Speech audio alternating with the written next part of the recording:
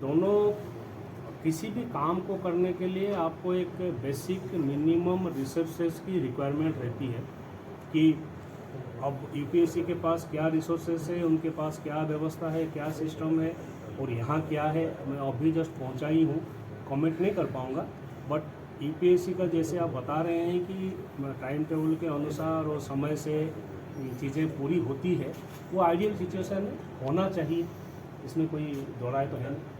Sir, पिछले कुछ समय से आरपीएससी में जो है वो बहुत हद तक कटेल डाउन हुई है, जो भी इंसिडेंट्स हुए हैं पेपर लीक के बाद से ही। क्या ट्रांसपेरेंसी के जरिए का जो परीक्षा कंडक्ट कराने का जो व्यवस्था है वो ऐसी एक व्यवस्था है कि उसमें से कई सारे चीज़ों को आपको गोपनीय रखना ही पड़ेगा, परंतु तरीका ऐसी होनी चाहिए उसमें लोगों के परीक्षा देने वाले कॉम्पिटिटिव यूथ के उनकी भरोसा होना चाहिए कि नहीं, जो प्रक्रिया चल रही है उस प्रक्रिया सही चल रही है और सभी को बराबर की दृष्टि से देखती है, तो फिर आगे कोई दिक्कत नहीं है उसमें।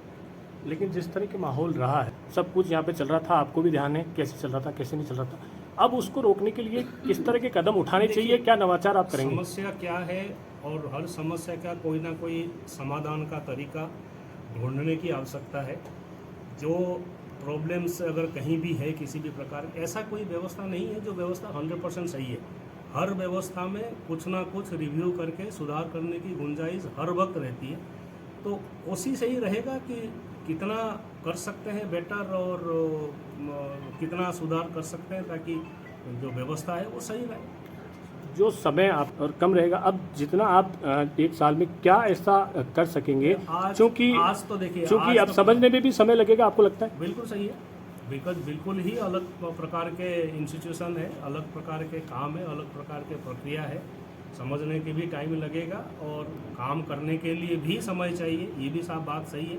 बट जितना समय राज्य सरकार की तरफ से मुझे मिला है उसमें जितना बेस्ट कर सकता हूँ वही प्रयास करूँगा। एक पदों की लेकर भी यहाँ पर समस्या बनी रहती है, काफ़ी पद जो हैं वो खाली हैं, सदस्य भी अभी पूरे नहीं हैं, वो भी एक समस्या रहेगी आपके पास? देखते हैं, मतलब वो तो मैं कह रहा हूँ रिसोर्सेज की आवश्यकता तो रहती ही है, जो आवश्यकता है उसको कैसे पूर्ति करेंगे उसकी आगे की बात आगे देखेंगे। वापस आरपीएससी की साख वापस वैसी की वैसी हो, उसे लेकर कोई नवाचार सोच के आए हैं आप? नहीं, ये करना चाहिए।